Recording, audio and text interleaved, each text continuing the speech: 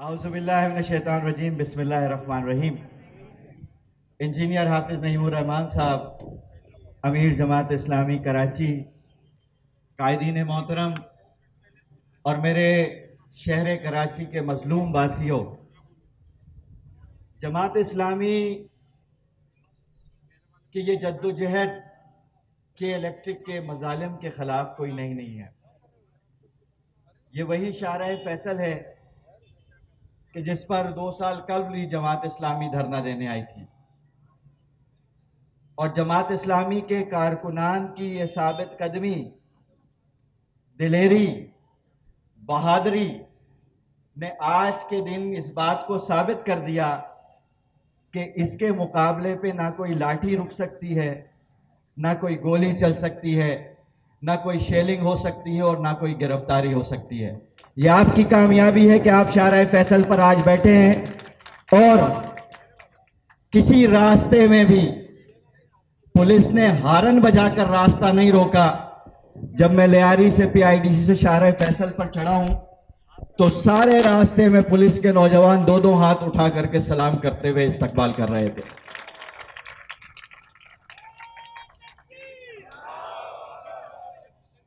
और ये अल्लाह रब्बुल आलमीन की तौफीक है कि जमात इस्लामी का कारकुन बगैर वसाइल और बगैर इख्तियार के इस कराची के 22 करोड़ आदमियों का बांगे दोहल मुकदमा लड़ रहा है। इंजीनियर हाफिज नईमुर रहमान तो इसकी मिसाल और सिंबल बनकर सामने है, लेकिन कोरंगी में, लांडी में, लियाकताबाद में, नाजमाबाद में, सरजानी टाउन में, लियारी में, रंछोड़ लाइन में, किमाड़ी में, डिफेंस में, सोसाइटी में, नाजमाबाद में, गुलिस्तान जौहर में, गुलशन इकबाल में, टीनट्टी में, हर मोहल्ले में एक हाफिज नईम है जो अवाम का मुकदमा लड़ रहा होता है। और मेरे भाइयों, जब हाफिज नईम साहब ने मशवरा किया कि लोड शेडिंग, ओवरबिलिंग, नए बिजली के बिलों में, नरकों में इजाफा, तो क्या किया जाए? एक तरफ कोविड का मसला है, कोरोना का मसला है, वबा है, हमारे अपने लोग बीमार हैं, हमारे लोग अपने आजमाइश के अंदर मौजूद हैं और अपने जहां तंजीमी और जमात के जिम्मेदारान शहर कराची में एक बहुत बड़ी तादाद के अंदर ये मर्ज मौजूद है। इस सारी कैफियत के अंदर क्या किया जाए? तो बैक वक्त सब ने यह मशवरा दिया कि एक तरफ तो कोरोना से मरने वाले तादाद मौजूद है, लेकिन के इलेक्ट्रिक के जुल्म से मरने वालों की तादाद इन 2 सालों में बहुत ज्यादा है। गर्मियों से मरने वालों की तादाद बहुत ज्यादा है। ओवर बिलिंग, बड़े बड़े लंबे लंबे चौड़े बिल देख करके हार्ट अटैक से मरने वालों की तादाद बहुत ज्यादा है। बेरोजगारी और फाका काशी और इंडस्ट्रीज के बंद होने और दुकानों और ताजरों के कारोबार के ठप हो जाने से मरने वालों की तादाद भी बहुत ज्यादा है। तो एहतियात अपनी जगह करेंगे, लेकिन इस एहतियात के साथ जमात इस्लामी अपनी तारीख के मुताबिक, अपनी ताबिंदा दरख्शा रिवायत के मुताबिक अवाम की तर्जुमानी और जद्दोजहद से पीछे नहीं हटेगी। आज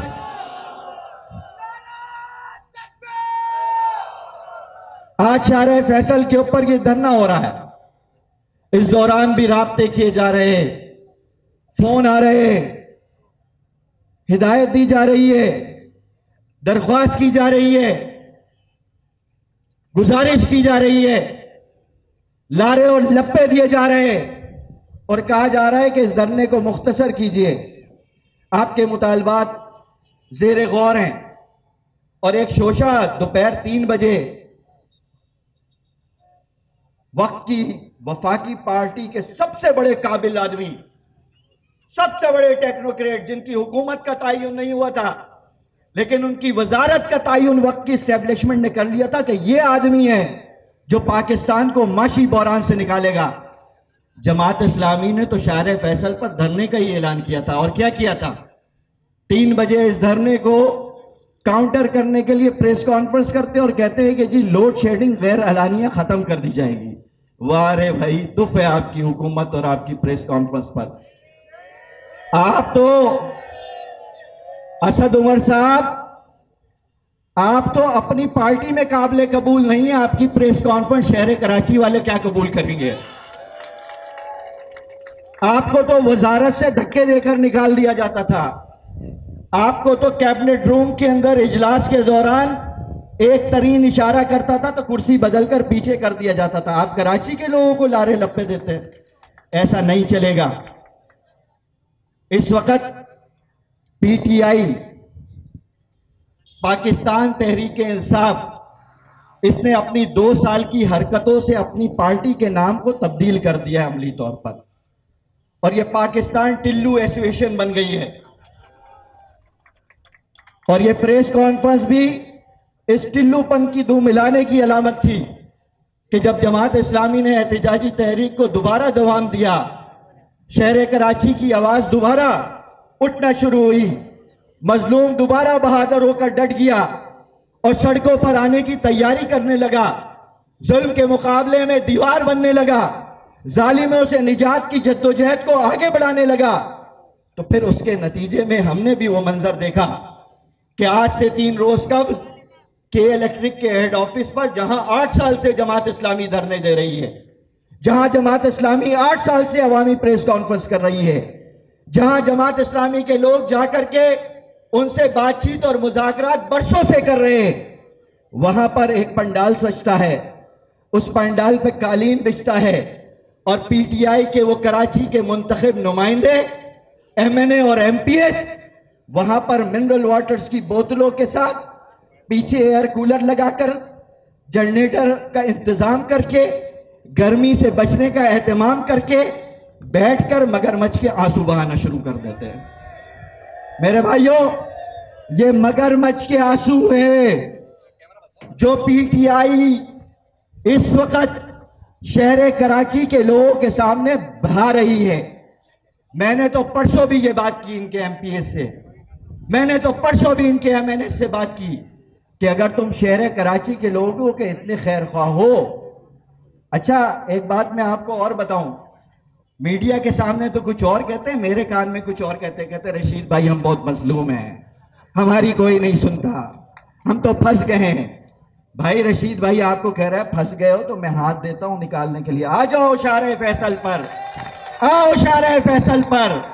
रशीद भाई हाथ बढ़ा रहा है, तुम फंसे हुए हो, तुमको निकालता हूं, लाके अवाम के दरमियान बैठाता हूं। कराची के लोगों ने झोली भर भर कर तुमको वोट दिए हैं, तो फंसे हुए हो तो निकलने की कोशिश करो। और मैंने 2 दिन पहले इनसे कहा था कि अगर इतने खैर ख्वाह हो तो ड्राइंग रूम की सियासत मत करो, इतने खैर ख्वाह हो तो इख्तियारात को अपनी जात के लिए इस्तेमाल मत करो। अगर शहर कराची के लोगों के इतने खैर ख्वाह हो तो जमात इस्लामी की इस जद्दोजहद में आ जाओ, मैं तुमको अपने कंधे पे बैठा कर लेकर के जाऊंगा इस धरने के अंदर और अपने कारकुनान से इस्तकबाल करवाऊंगा। लेकिन मेरे भाइयों, इन तिलों में तेल नहीं है। 31 मेंबरान सूबाई असेंबली के अंदर मौजूद हैं, लेकिन अपने हल्के का मुकदमा भी नहीं लड़ सकते। ये कराची का मुकदमा क्या लड़ेंगे जो अपनी गली के गटर और पानी के मसाइल को हल नहीं कर सकते, इख्तियारात हुकूमतों में रहने के बावजूद। तो मेरे भाइयों, इस वक्त जो पार्टियों का रवैया है, हर आदमी अपना दामन बचा रहा है। एमक्यूएम इत्तेहादी है ना, अगर इतनी ज्यादा कराची के लोगों का दर्द दोबारा जाग गया है तो आप वजारतों के लिए तो ब्लैकमेल करते हो, आप वजारतों में तो अपना शेयर मांग करके हुकूमत से अलर्जी की बात करते हो। बताओ, इन 10 दिनों में कराची के लोग बिजली से, लोड शेडिंग से तड़प रहे थे, क्या तुमने एक दफा भी धमकी दी इमरान खान को कि हुकूमत से अलग हो जाएंगे? नहीं दी, नहीं दी। ये सब मगरमच्छ के आंसू बहा रहे। हर आदमी इस वक्त हमदर्दी लेने के लिए बयानबाजी, मुजाहरे, टोकन मुजाहरे और प्रेस कॉन्फ्रेंस कर रहा है। लिहाजा इस वक्त इन सब के लिए सिर्फ एक बात है कि चोर मचाए शोर, चोर मचाए, चोर मचाए, चोर मचाए, चोर मचाए। इस वक्त इन सारी पार्टियों का रवैया यही है कि चोरी भी खुद करते हैं और शोर भी खुद मचाते हैं। बिल्कुल सही बात की थी हाफिज नईम साहब ने। इस सारे अमल के नतीजे में दोबारा फ्यूल, दोबारा सब्सिडीज, दोबारा बजट, दोबारा पैसे, और अवाम को क्या मिलेगा? जो मुस्तकिल 30 सालों में मिल रहा है, धोखा, धोखा और सिर्फ धोखा। लिहाजा वो वक्त चला गया। और मैं हाफिज नईम साहब से भी कहता हूं कि ये जो मजमा हजारों का यहां जमा हुआ है, ये मुर्गियां नहीं है, ये मुर्गियां नहीं है कि हम चोचे लड़ाते जाएं। ये शेरों का मजमा है, ये पंजे गाड़ने के लिए आया है और पंजे गाड़ करके इख्तियारात हासिल करना चाहता है। लिहाजा चोचे लड़ाने का वक्त चला गया है। अब इस शेरों के काफिले का लीडर शेर कराची हाफिज नईम साहब है। लिहाजा जब हम लियारी से निकले थे और प्रेस कॉन्फ्रेंस हो चुकी थी, तो हम थोड़ी देर के लिए गवर्नर हाउस पर भी आज रुक करके आए। गवर्नर हाउस पर रुककर हमने वहां ये बात की है, हमने ये पैगाम दिया है कि गवर्नर हाउस के लिए हमें पूरा कराची जमा करने की जरूरत नहीं है, उसके लिए लियारी काफी है, उसके लिए लियारी काफी है। और मैं हाफिज नईम साहब से कहता हूं, इक्तदार के 3 सरचश्मे हैं, एक फेडरल गवर्नमेंट है, एक सूबाई गवर्नमेंट है और तीसरी स्टैब्लिशमेंट है। मुझे कोई लाग लपेट नहीं है, ये तीनों का गठजोड़ है जिसके नतीजे में सिर्फ शहर कराची का खून चूसा जा रहा है। कभी दहशतगर्दी मुसल्लत की जाती है, कभी बत्ताखोरी मुसल्लत की जाती है, कभी के इलेक्ट्रिक के जरिए जुल्म मुसल्लत किया जाता है। कराची को जीने दो भाई, कराची को जीने दो। कराची जिएगा, कराची के लोग जिएंगे, कराची की मईशत चलेगी तो ये पूरा पाकिस्तान चलेगा। और कराची के लोग नहीं चलेंगे, यहां के लोग नहीं जिएंगे, यहां की तिजारत नहीं चलेगी, यहां सुकून और सलामती नहीं होगी तो पूरा पाकिस्तान इस तरह का शिकार रहेगा। तो एस्टेब्लिशमेंट भी ये बात समझे, वफाकी हुकूमत भी ये बात समझे और सूबाई हुकूमत भी ये बात समझे। आज हम शारा फैसल पर हैं और मैं हाफिज नईम साहब से आपके सबके सामने ये कहता हूं कि कोई भी लाए अमल का ऐलान करें, 3 मराकिज हैं, 3 कुव्वतें हैं जो इस शहर कराची का इस्तेहसाल कर रही हैं। लिहाजा इन 3 कुव्वतों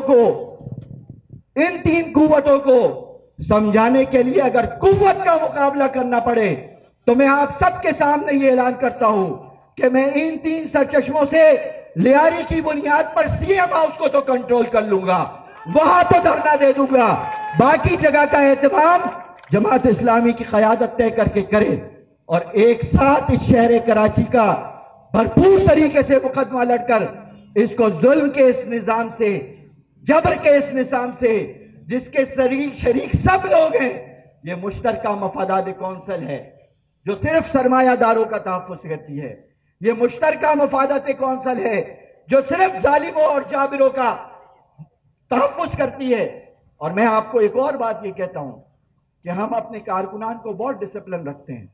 ये जमात इस्लामी है, इसका कारकुन अपनी क़यादत के इशारे के बगैर एक कदम भी आगे नहीं उठाता, अपनी क़यादत के इशारे और फैसलों के बगैर कोई इक़दाम नहीं करता।